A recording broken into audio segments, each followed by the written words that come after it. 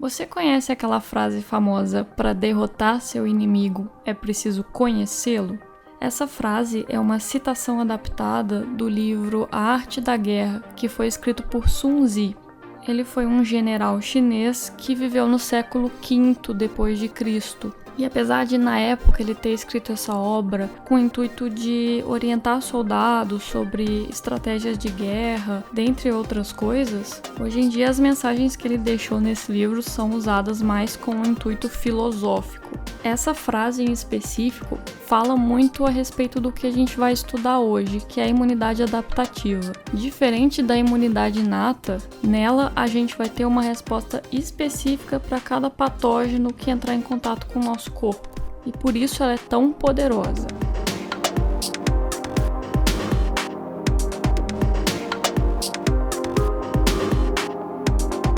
Oi pessoal, aqui é a Anuska e depois de 70 milhões de anos sem aula, eu tô aqui para continuar o tema de imunologia com vocês. A gente já explicou o porquê da nossa ausência, mas durante todos esses anos que eu não estava conseguindo fazer aula pro canal, eu vi os comentários nos vídeos de imunologia falando que achavam eles muito bons e que sentiam falta das aulas e que deveria ter mais aulas desse tema, e eu ficava muito feliz com isso e tinha muita vontade de continuar. Foi por isso que eu decidi dar continuidade principalmente à imunologia agora com o retorno do canal, porque eu via que eram aulas que muita gente procurava, ajudava bastante gente e fazia uma certa diferença na comunidade de estudantes. Eu acredito que porque imunologia é uma matéria difícil e é uma matéria que praticamente todos os cursos da área da saúde têm que estudar, então fica todo mundo junto no mesmo barco. Bom, eu acredito que é a partir da aula de hoje que as coisas começam a ficar um pouco difíceis. Tá certo que a imunidade inata tem bastante detalhe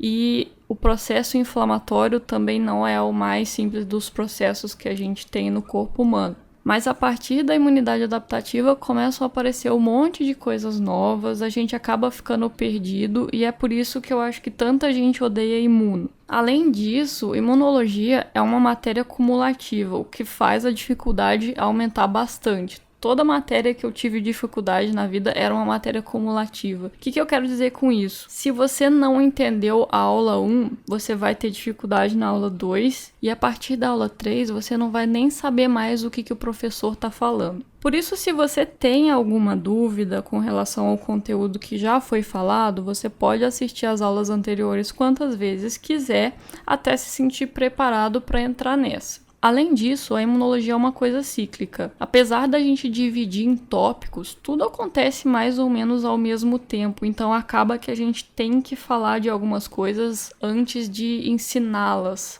o que acaba deixando muita gente confusa. Para evitar isso, o que eu vou fazer nesse vídeo? Eu vou falar como é o funcionamento geral da imunidade adaptativa. A gente vai citar alguns conceitos aqui que eu vou só explicar por cima o que significa, para que serve, não vou falar tantos detalhes, e aí nas próximas aulas a gente vai entrar nas coisas mais específicas de cada tema. Hoje a gente vai aprender basicamente quais são os processos gerais da imunidade adaptativa, e aí depois nas próximas aulas a gente expande isso. Bom, então vamos ao que interessa. A nossa imunidade adaptativa é a nossa terceira linha de defesa. Lembra daquelas linhas de defesa que eu falei para vocês lá na primeira aula? Primeira linha de defesa são as barreiras, que são a nossa pele, as nossas mucosas, a nossa saliva, o ácido do nosso estômago, que impedem que bactérias, vírus ou o que quer que seja entrem no nosso corpo e cause algum dano. É exatamente o que o nome infere, como se fosse uma grande muralha. Imagina como é que ia ser se a gente não tivesse pele, a gente não ia sobreviver nem uma semana.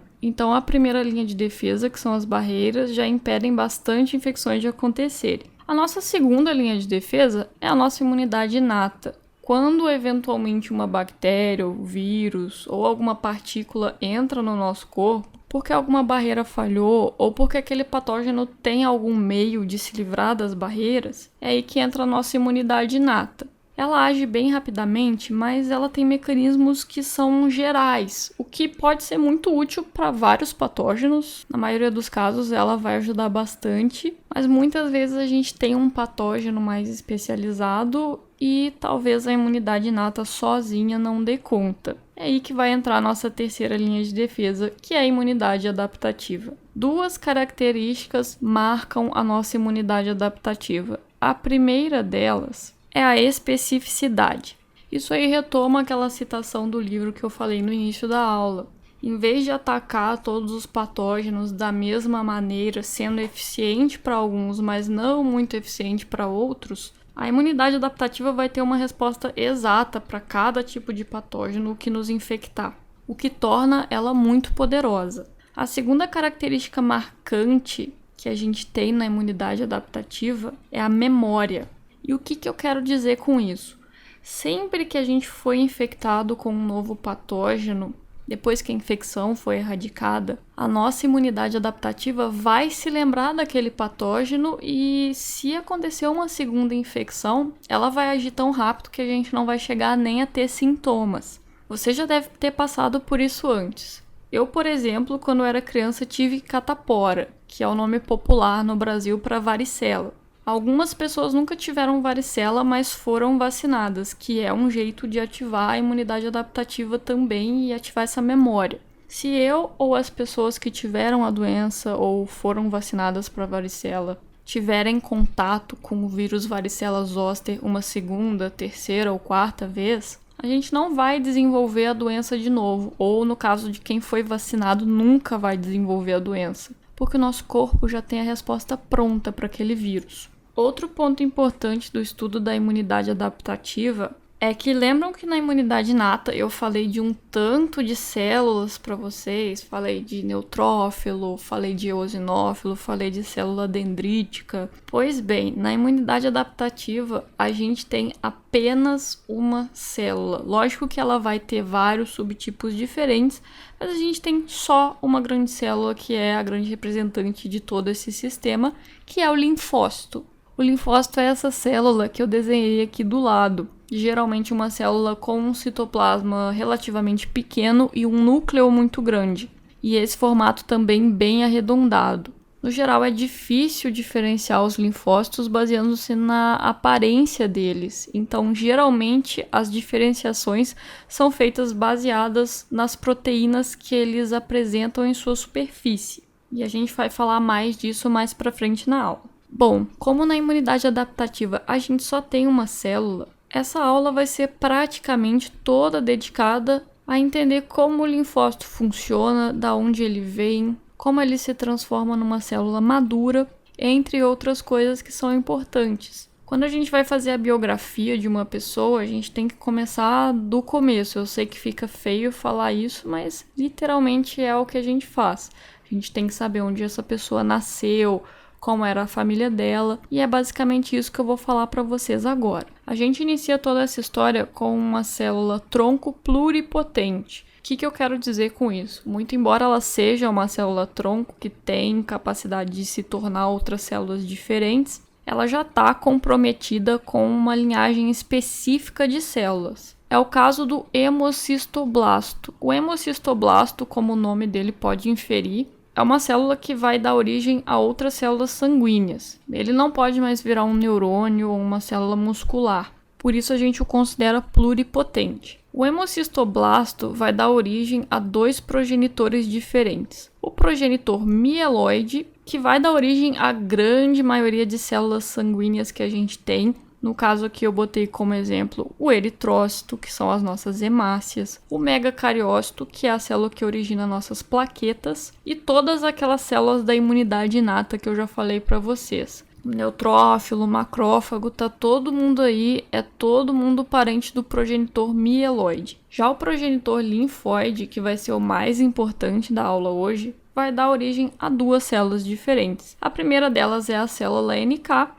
e a segunda é o linfócito, que é o que mais interessa pra gente. A célula NK tem esse nome porque é uma abreviatura do nome em inglês Natural Killer, que a gente pode traduzir para assassina por natureza. Na minha opinião, é o nome mais legal de todas as células do sistema imunológico. A célula NK, ela é como se fosse um linfócito, só que ela atua mais na imunidade inata. A gente vai falar dela hoje, mas vai ser o último tema que a gente vai ver. Primeiro vamos entender o linfócito, como que ele cresce, como que ele atua e quais são suas funções. Primeiramente eu queria destacar aqui o que você já está vendo. Bem lá no início, quando o linfócito é criado, ele já se divide em 2 tipos que você provavelmente já conhece: o linfócito T e o linfócito B. Essas células vão ter processos de maturação diferentes e no final também vão ter funções diferentes, e é o que a gente vai ver agora. Eu fiz esse quadro aqui para a gente entender e comparar onde que surge o linfócito, onde que ele faz sua maturação, o que acontece de importante na maturação e qual que é o destino final de cada linfócito. Como vocês podem ver, com relação ao surgimento, ou seja, onde que ele nasce, tanto o linfócito B quanto o linfócito T são originários da medula óssea, assim como praticamente todas as nossas outras células sanguíneas. Com relação à maturação, a coisa fica um pouco diferente, e é por isso que esses linfócitos têm nomes diferentes também. A maturação do linfócito B também ocorre na medula óssea, e é mais ou menos por isso que ele é designado pela letra B. Você em casa não deve estar entendendo nada, então eu vou contar a história do nome dessa célula. O linfócito B originalmente foi identificado num órgão chamado bursa de Fabricius, que só existe em aves. Nas aves é lá que acontece a maturação do linfócito B, em vez de ser na medula óssea, como é nos mamíferos. A gente nem tem esse órgão ou qualquer coisa que seja parecida com ele. Mas a gente tem uma coincidência de certa forma feliz aqui. Em inglês, medula óssea se traduz para bone marrow, que também começa com B, e daí fica bastante confortável de continuar chamando esse linfócito de linfócito B. Bom, quando ele termina sua maturação, o linfócito B sai da medula óssea e segue para outros órgãos linfóides, como o baço, linfonodos, entre outras coisas. Talvez esse pensamento tenha passado pela sua cabeça agora. Poxa, nem sei como é que esses órgãos funcionam, não sei o que o linfócito B vai fazer lá. Pode ficar calmo que a gente vai ter aula sobre esse tema também. Nas próximas semanas eu vou fazer uma aula especificamente sobre cada órgão linfóide, como que eles funcionam, como que eles interagem com os linfócitos e outras células do sistema imune. E aí vai dar para entender direitinho o que está acontecendo. Bom, vamos falar sobre o linfócito T agora. A gente já sabe que os 2 tipos de linfócitos surgem na medula óssea, mas porque eles têm nomes diferentes, você deve imaginar que a maturação do linfócito T não ocorre lá também. E é exatamente isso.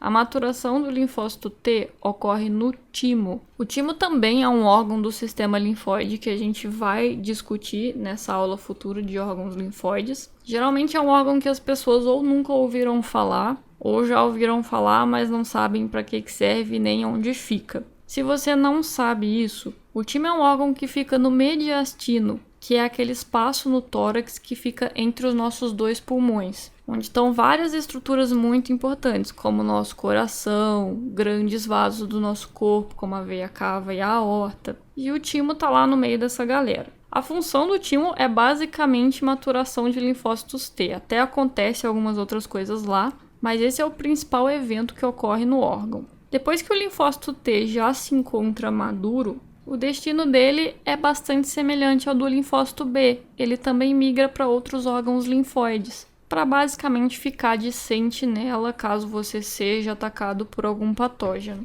Agora que a gente já entende bem como ocorre esse processo todo, vamos falar mais especificamente da etapa mais importante que está descrita aqui na tela, que é a maturação. É na maturação que tanto o linfócito B quanto o linfócito T vai receber o seu receptor. É esse receptor que vai fazer o linfócito responder a um tipo específico de patógeno, que faz ele ser uma célula tão especial. Se o linfócito não tivesse um receptor específico, ele seria como qualquer outra célula do sistema imune, que ataca qualquer coisa que vê pela frente. Mas quando ele ganha um receptor, ele passa a ser ativado apenas por um tipo bastante específico de vírus, bactéria, o que quer que seja.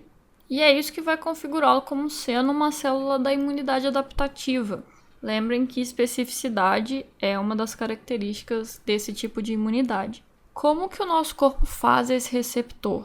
Bom, esse é um processo bem interessante. E para entendê-lo, eu vou te pedir para pensar nesses restaurantes que a gente pode montar o nosso próprio prato. Tipo Spoleto ou Subway, que todo mundo já comeu pelo menos uma vez na vida. Nesses restaurantes, geralmente quando a gente chega lá não tem um prato específico no menu. Eles te dão várias opções de massa, recheio, molho, pão e você escolhe o que você quer montar. Dependendo do que você gosta, do que você tá a fim de comer naquele dia, se você tá de dieta ou não, entre outras coisas. Isso leva a uma infinidade de pratos diferentes que você pode comer, muito maior do que se tivesse um menu fixo no restaurante. É mais ou menos assim que o linfócito ganha o seu receptor. Ele se vale de mais de 500 genes diferentes para codificar proteínas, combiná-las entre si para formar um receptor diferente a cada vez. Lembrem que os receptores de membranas são proteínas. Então, basicamente, o que o linfócito vai estar fazendo, combinando mais de 500 proteínas várias vezes durante toda a sua vida, é fazendo milhares e milhares de receptores diferentes que vão poder responder a praticamente qualquer patógeno que venha te ameaçar. E aí, como eu já falei, depois que esse receptor está pronto, o linfócito B e T migra para os órgãos linfóides e fica esperando a vez dele, o dia que ele vai ser ativado por algum patógeno que tem o antígeno que responde ao receptor de membrana. Eu já vou adiantar algumas coisas para vocês. Os receptores dos linfócitos B e T são diferentes entre si. Quando a gente falar mais especificamente de cada célula, eu vou falar para vocês quais são as diferenças e como elas são importantes na prática. Aqui eu fiz um desenho demonstrando basicamente isso que eu acabei de representar para vocês. Vários tipos de linfócitos diferentes, apresentando cada um tipo de receptor de superfície diferente. Esse vermelho aqui só vai responder a um antígeno vermelho, por exemplo. Lógico que não é tão simples assim como as cores, mas é uma boa maneira de enxergar o que eu tô falando. É importante saber também que quando o linfócito já tá pronto, já tem o receptor dele, tá lá em algum órgão linfóide só esperando a vez dele de ser ativado, ele é chamado de linfócito virgem. Pode ser linfócito B virgem ou linfócito T virgem, dependendo de qual tipo de linfócito a gente está lidando. Isso significa que apesar daquele linfócito estar pronto já para ser ativado, isso nunca aconteceu e ele nunca teve contato com um antígeno que corresponde ao seu próprio receptor. É lógico que um dia isso vai acontecer, o linfócito vai encontrar aquele antígeno que faz ele ser ativado e quando ocorre essa ativação, a primeira atitude desse linfócito é se multiplicar loucamente, fazendo vários clones de si mesmo. É isso que a gente chama de seleção clonal. Um linfócito sozinho não vai dar conta de combater aquela ameaça. Então ele faz um verdadeiro exército de clones para ter uma resposta imune adequada. Dentro desses clones, independente de serem linfócitos B ou T, a gente vai ter a diferenciação em dois grupos. Um grupo vão ser as células efetoras, que são as células que vão ativamente combater aquela ameaça. Seja qual for a função delas, dependendo do linfócito que a gente está lidando, vão ser coisas muito diferentes entre si. Mas são essas células que vão agir naquela infecção específica. E a gente também vai ter as células de memória. São essas células que fazem a gente responder tão rápido no caso de ocorrer uma segunda infecção pelo mesmo patógeno. E por que a gente tem que guardar essas células de memória? Quando a gente tem uma infecção, praticamente todas as células efetoras vão morrer. Então, se a gente não guarda nenhuma com aquela característica específica, qualquer imunidade voltada para aquele tipo de patógeno tá perdida. A gente tem que tirar na sorte de novo de sair um outro linfócito com receptor igual, quando eles fazem maturação. Então, essas células de memória vão estar lá para guardar essa informação importante do patógeno que acabou de te afetar. E elas vão durar muito, muito tempo, o que vai te garantir uma resposta mais adequada e efetiva por várias décadas. Esse processo aqui todo de células efetoras e células de memória são vividos tanto pelos linfócitos B quanto pelos linfócitos T. Os dois, quando são ativados, fazem células efetoras e células de memória. A gente vai falar mais especificamente sobre essas células de cada linfócito agora. Começando pelo linfócito B, que é um pouquinho mais simples e mais fácil de entender. No caso do linfócito B que é ativado, as células de memória vão chamar as células de memória sempre, mas a célula efetora é chamada de plasmócito. Até ele se tornar plasmócito, ele vira outras células diferentes. Mas é mais fácil estudar isso quando a gente estuda a estrutura do linfonodo. Por isso eu vou falar dos passos do linfócito B se tornar plasmócito quando a gente for falar de órgãos linfóides mais especificamente. Agora você só precisa saber que quando o linfócito B é ativado, a partir daquele tanto de clones que são feitos, as células efetoras vão se chamar plasmócitos. E qual que é a grande ação do plasmócito? Como já está escrito aí, é a produção de anticorpos. O que são anticorpos? Geralmente é uma palavra que todo mundo conhece, mesmo quem não é de curso da área da saúde e nem tem muito contato com essa área. Primeira coisa que você tem que saber de anticorpos é que eles não são células. Tem outra diferenciação na imunologia que a gente faz entre imunidade celular e imunidade humoral. A imunidade celular é a imunidade mediada por células, qualquer célula que seja, tanto neutrófilos, macrófagos, quanto os próprios linfócitos. Já a imunidade humoral é a parte da nossa imunidade que não é feita por células, é feita por substâncias, proteínas, que também têm atividades bastante importantes contra patógenos. Os anticorpos são parte da imunidade humoral. Eles são proteínas que vão ser secretadas pelo plasmócito, específicas para o patógeno que está nos afetando, e eles vão ter um monte de funções. Eles podem tanto marcar patógenos para fazer com que outras células do sistema imune enxerguem eles mais fácil e os ataquem. Eles atuam em conjunto com o sistema complemento, que é outra parte bastante importante da imunidade humoral, e a gente vai ter que ter uma aula só para falar de sistema complemento. E eles podem neutralizar patógenos, às vezes, por exemplo, ocupar um receptor de um vírus que ele utiliza para entrar dentro de uma célula. Se esse receptor está ocupado, ele não consegue mais entrar dentro da célula. Então ele está praticamente neutralizado. Anticorpos também são estruturas bastante complexas. A gente tem vários tipos diferentes. Todas essas ações que eu descrevi são bastante complexas. Então a gente tem que ter uma aula específica para falar sobre anticorpos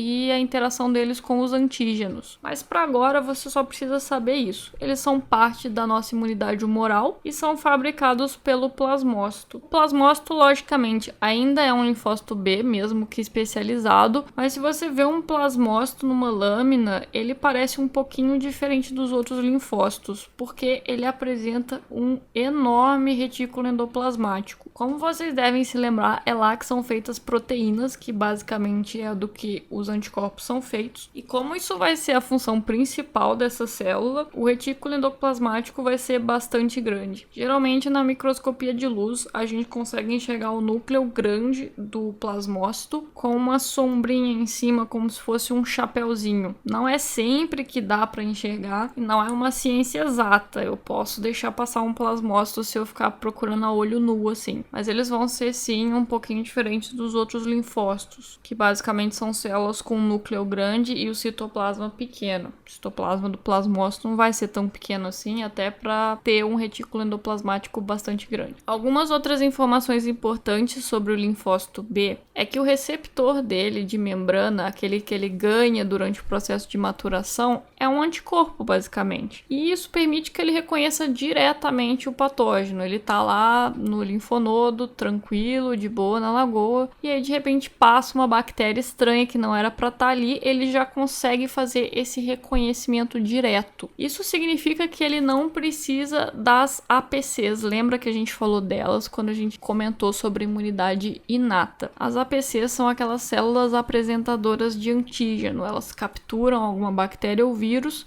e trazem para outras células verem, nesse caso os linfócitos. Isso vai ser bastante importante para os linfócitos T, e a gente vai falar disso já já, mas não vai ter muita necessidade para os linfócitos B. Eles mesmos já vão fazer o reconhecimento do patógeno. O linfócito B também vai produzir uma série de citocinas, algumas que só ele faz, mas citocinas é também um assunto extremamente complexo. Eu acho que é uma das partes mais difíceis da imunologia. Hoje eu só vou falar para vocês que algumas células produzem citocinas citocinas, a gente não vai falar quais cada uma produz e nem o que cada uma faz. E mais pra frente, eu vou fazer uma aula específica só de citocinas, e aí você já vai estar sabendo bastante imuno e vai conseguir correlacionar todos os fatos. Aí vai ficar muito mais fácil. Se você tá gostando dessa aula, aproveita para se inscrever no canal. E se você gosta bastante do nosso projeto, uma forma que você tem de apoiar a gente é ser nosso patrono no Patreon. O link vai estar aí embaixo para você abrir e no site tem um vídeo explicativo sobre como se tornar nosso patrono. Lá no Patreon você vai encontrar várias quantias diferentes que você pode doar mensalmente pra gente e receber uma recompensa, dependendo do valor que você escolher. Mesmo que você só possa pagar pelas recompensas mais baratas, pra gente já é uma grande honra estar recebendo essa doação. E se infelizmente você não pode pagar por nenhuma delas, a gente já fica feliz de você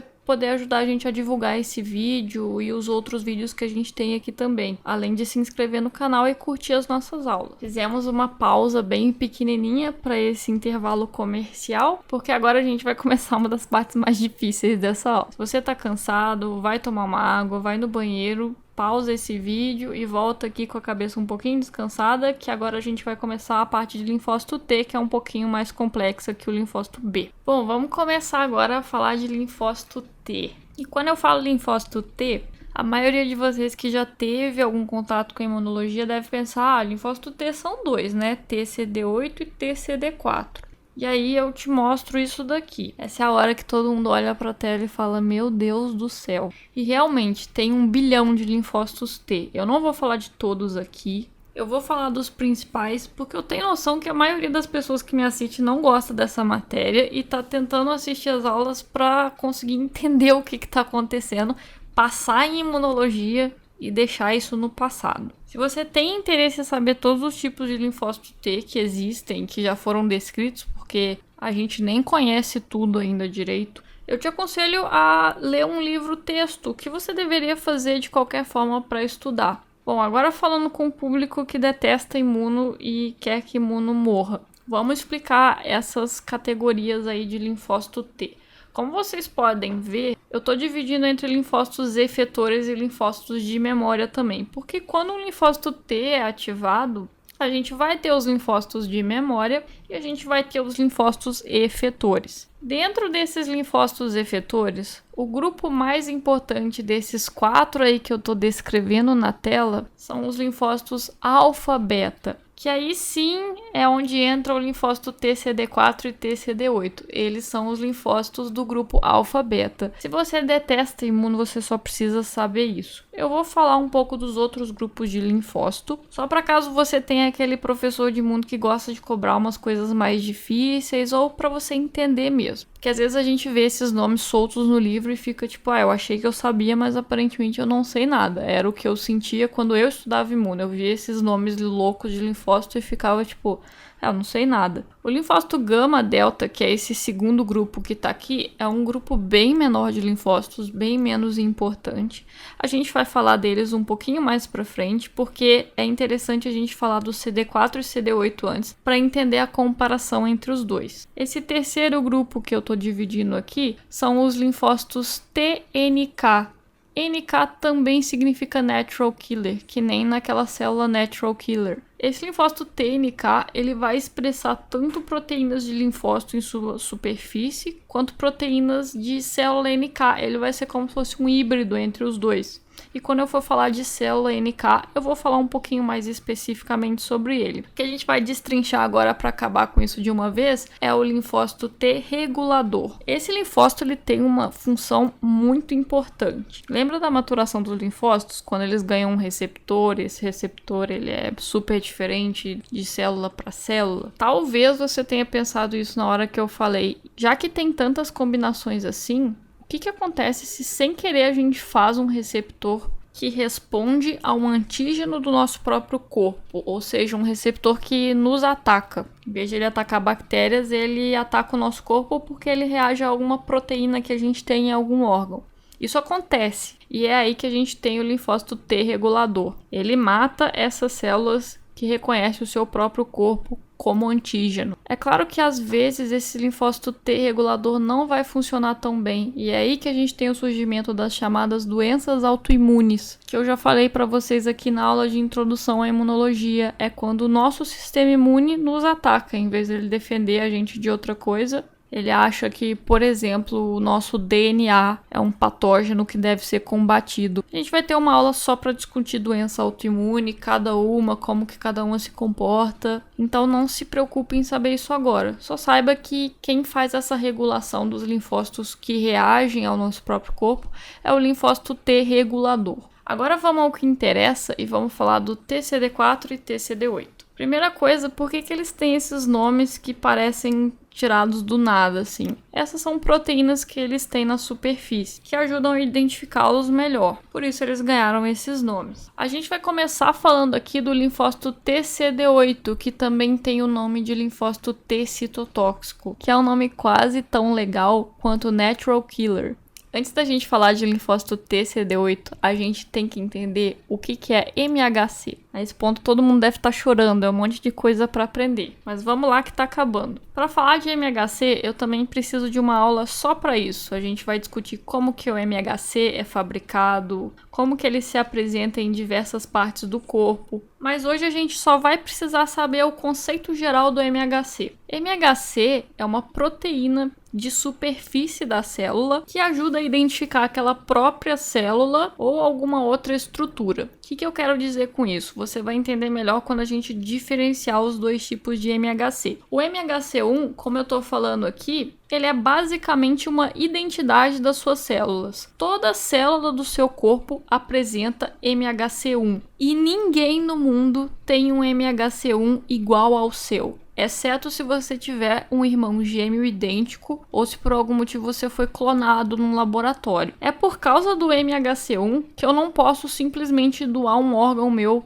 para qualquer pessoa. A gente tem que achar uma pessoa que tenha um MHC1 mais ou menos parecido com o meu, porque a gente já sabe que igual não vai ter, já que eu não tenho nenhum gêmeo idêntico e até onde eu sei eu nunca fui clonada. E aí quando eu encontro uma pessoa que tem um MHC1 parecido com o meu, eu consigo doar o órgão. Mas como o MHC1 não é a mesma coisa, ele é só parecido, a pessoa que receber esse órgão vai ter que tomar imunossupressor pro resto da vida, para evitar que o sistema imune dela lese esse órgão. Talvez você esteja pensando, então por que eu posso doar sangue tão fácil assim? Tem o sistema BO, né? Mas no geral, várias pessoas são compatíveis com as outras. Tem gente que até pode doar para todo mundo. É porque as únicas células no nosso corpo que não apresentam MHC são as hemácias. O segundo tipo de MHC vai ser o MHC2, que é fabricado pelas células apresentadoras de antígeno. Como que ele é feito? A célula tá lá, ela fagocita alguma coisa que ela achou, alguma bactéria, e aí fazendo a fagocitose desse patógeno qualquer, ela vai digerir ele e pegar alguns pedaços que ela acha relevante da composição desse patógeno. Ela vai expressar essa parte do patógeno no MHC2 e vai mostrar isso para outras células. É assim que ela faz a apresentação de antígenos pelo MHC2. É como se fosse um retrato falado. Você viu um criminoso fazendo alguma coisa, daí você vai na polícia e fala, olha, o cara que roubou essa loja, ele tinha olho azul e cabelo cacheado. É mais ou menos o que o MHC2 faz. Agora que a gente já tem esse conceito em mente, a gente pode falar um pouquinho mais sobre o linfócito TCD8. Ele tem esse nome citotóxico, não é à toa. A função primordial dele é combater células infectadas por parasitas intracelulares. Por exemplo, qualquer tipo de vírus. O vírus necessariamente é intracelular. Então, quem vai matar essas células doentes é o linfócito TCD8. E a outra função muito importante dessa célula vai ser combater células neoplásicas, que, como eu falei para vocês na primeira aula de imunologia, o nosso sistema imune ele não só combate patógenos que invadem nosso corpo, como também células que deram errado e potencialmente podem levar à formação de um tumor maligno. Como que ele vai diferenciar as células infectadas e neoplásicas de uma célula normal? Eu fiz um desenho aqui para exemplificar isso para vocês. E basicamente vai ser pela verificação do MHC1. Nesse primeiro desenho aqui, ele está passando por essa célula e ela é uma célula do nosso corpo, uma célula normal, não tem nada de errado com ela. A verificação do MHC vai dar certo e tá tudo bem, vida que segue, tudo normal. Já nesse segundo exemplo aqui, o linfócito TCD8 achou uma célula que ou é uma célula neoplásica, uma célula tumoral que potencialmente pode causar um câncer, ou é uma célula que foi infectada por vírus. E quando a gente tem alguma dessas células, o MHC1 para de ser expressado da forma correta, que é o que o linfócito TCD8 verifica. Como ele acha uma coisa diferente aqui, como eu representei para vocês de duas cores, ele vai perceber que tem alguma coisa muito errada acontecendo aqui. E aí, quando ele mata essa célula por vários mecanismos diferentes. Um deles que eu demonstrei para vocês aqui, ele vai ter vesículas no seu citoplasma com proteínas que fazem furos na célula e fazem ela morrer. Então, quando ele acha alguma célula que está por algum motivo anormal, ele vai despejar todas essas proteínas em cima dela, causando eventualmente a morte celular. Agora a gente vai falar do linfócito TCD4, que também tem um nome diferente, que é TCD4 helper. Helper do inglês significa ajudante e é um ótimo nome para essa célula. Ela basicamente vai ser um coordenador de várias coisas do sistema imune. Primeira coisa importante que você precisa saber sobre o linfócito TCD4 é que para ele ser ativado, ele vai precisar daquelas APCs, as células apresentadoras de antígeno, e por isso ele vai ser ativado pelo MHC2.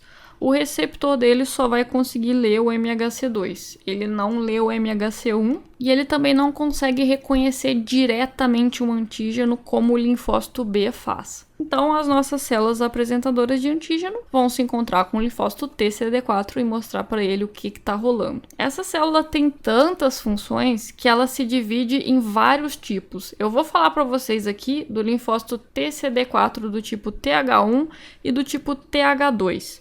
Mas tem mais, tá? Eu vou falar porque senão as pessoas vão dar dislike no vídeo porque tá muito complexo. Mas para vocês saberem mais especificamente, o linfócito TH1, ele vai atuar mais na imunidade celular, que eu falei para vocês naquela diferenciação da imunidade celular e humoral. Ele vai mexer mais com as células do nosso sistema imune. Ele é bastante responsável pela ativação de vários outros linfócitos TCD8 e também de macrófagos e vai produzir várias interleucinas, que eu já falei que a gente não vai falar sobre isso hoje, que vão fazer várias coisas durante o processo imune. Já o linfócito TH2, ele é um linfócito que vai atuar mais na imunidade humoral. Por quê? Ele vai atuar mais conjuntamente com o linfócito B, que produz anticorpos, e com o eosinófilo e o mastócito. Esse linfócito TH2, ele vai ser muito importante no combate de parasitas. Eu não sei se você já parou para pensar nisso, mas a gente está sempre falando sobre fagocitose aqui como meio de eliminar patógenos e também ataque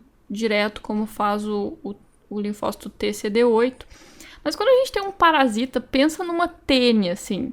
É uma coisa gigante se a gente for pensar a nível celular. A tênia é 1 bilhão de vezes maior do que um linfócito pequenininho. O sistema imune vai atuar jogando toxinas em cima desses parasitas para que eles possam morrer e não fagocitando eles. Isso seria basicamente impossível. A gente vai descrever esse processo com mais detalhes nas próximas aulas, mas lembre-se que o linfócito TH2 vai ser bastante importante nessa parte, justamente porque o combate de parasitas depende muito da imunidade humoral. Ele também produz outras interleucinas que não são fabricadas pelo linfócito TH1 e ele pode suprimir o linfócito TH1 caso ele ache necessário. A gente também tem outros tipos, como eu falei, tem o linfócito TH-alfa-beta, que já confunde lá com o grupo dos linfócitos alfa-beta, né? Mas ele vai ser mais específico para vírus. Tem o TH17, tem um monte de tipos de linfócitos. Se você quer saber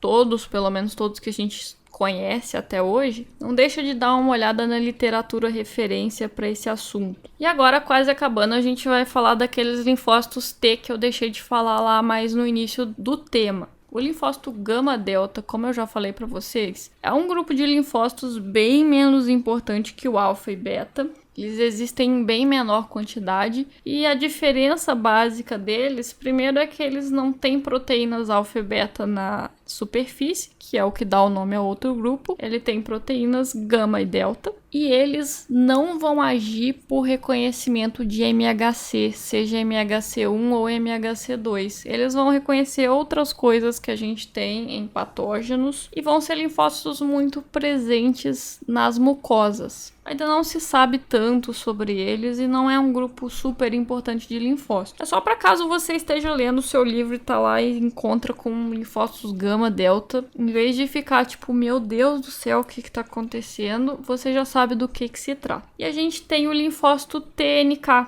que a gente vai falar dele agora, junto com a nossa discussão sobre a célula NK. O que é a célula NK? Ela é basicamente um linfócito T citotóxico, que é a mesma coisa que linfócito T CD8, né? Só que ela funciona na imunidade inata. Como você deve lembrar da aula, se você prestou atenção em tudo que eu falei até aqui, o linfócito T CD8, ele não deixa de ser um linfócito e ele tem que ser ativado por algum antígeno que ele reconheça antes de ser qualquer tipo de coisa. A célula NK, ela não precisa ser ativada, ela tá meio que pronta lá para agir quando ela for necessária. Assim como as outras células da imunidade inata. Neutrófilo não precisa passar por nenhum processo muito específico, assim, se deu um problema, ele vai lá e resolve. Ela serve como um ótimo complemento do linfócito T citotóxico. Por quê? Tem vezes que o linfócito T citotóxico deixa algumas células passarem. Em quais situações isso acontece? Quando a célula, em vez de apresentar um MHC1 errado, que ele não reconhece, ela passa a apresentar baixos níveis de MHC1. Ainda é o MHC1, mas são baixos níveis. Ou ela deixa de ter MHC1, ela não tem nada. Ela tá lá sem nenhum MHC1, mas também não tem nada de alterado para o TCD8 reconhecer. Alguns vírus fazem esse tipo de manipulação genética dentro da célula, que é uma coisa bastante esperta, porque conseguem passar a perna numa das melhores células que a gente tem no sistema imune. E alguns tipos de câncer com mutações mais babacas, digamos assim, também fazem esse tipo de proteção para a célula, para que ela não morra. Mas é aí que a gente tem a célula NK para salvar o dia. Ela também reage a esses baixos níveis de MHC1. Se ela vê uma célula que tem MHC1 baixo ou não tem MHC1, não adianta essa célula não ter nada de estranho, não tem um MHC estranho na superfície para ela reconhecer. Ela vai matar essa célula, ponto. A reação da célula NK é muito rápida, ela dá conta do recado bem rapidinho, por isso que ela chama Natural Killer, porque ela é basicamente o Rambo do sistema imune, assim. Se tem alguma coisinha errada, por mínimo que seja, ela sai metralhando e não tá nem aí. E lembra que, assim, na primeira aula de imuno, eu falei com vocês que, assim, a gente faz essas divisões da imuno, de imunidade inata, adaptativa, porque faz sentido ter, mas às vezes as linhas ficam meio embaçadas, assim. Tem coisas que têm importância tanto na imunidade inata quanto na imunidade adaptativa. Até hoje, a gente considera a célula NK como uma célula da imunidade inata, já que ela não precisa de uma ativação para funcionar. Mas pesquisas vêm demonstrando que ela parece ter características adaptativas também. Por exemplo, parece que elas demonstram memória. Quando uma célula NK reage pela segunda vez a alguma coisa que ela já pegou antes, a reação dela é muito mais rápida do que na primeira vez. Por último, eu vou falar do linfócito TNK, que eu já falei para vocês que é como se fosse uma mistura de linfócito T com a célula NK. Eu acho muito pouco didático ele ter esse nome, porque a gente pode achar que é a mesma célula, mas a célula NK não é a mesma coisa que linfócito TNK. O linfócito TNK ele tem bastante importância para algumas situações e para alguns tipos de doença que a gente tem por problemas no sistema imune, mas ele compõe 0,1% das nossas células imunológicas. Se você quer saber mais sobre ele, também sugiro dar uma olhada na literatura referência sobre isso, porque não é o tema mais importante e provavelmente o que o seu professor na faculdade vai querer saber é que você entenda o que é uma célula NK, basicamente. No máximo que ela não é a mesma coisa que o linfócito TNK. Bom, finalmente a aula acabou. Todo mundo deve estar bravo agora, porque é difícil, é um conteúdo denso, é muito detalhe, é decoreba e raciocínio, então quem gosta de decorar não gosta da parte que tem que raciocinar, mas quem gosta de raciocinar odeia as decorebas. Mas por hoje é só. Se você não entendeu alguma coisa, assiste de novo essa aula, dá uma lida no seu livro, discute com os colegas essa matéria e, se necessário, assiste a aula mais de uma vez. Eu não aprendi esse tema na primeira vez que eu li sobre isso, então a gente não consegue aprender tudo de uma tacada só. Tenha paciência com você mesmo e dá uma descansada, porque semana que vem a gente tá de volta para destrinchar alguns dos temas que eu não falei tão aprofundado aqui nessa aula e entender melhor o sistema imune como um todo. Até semana que vem e bom descanso!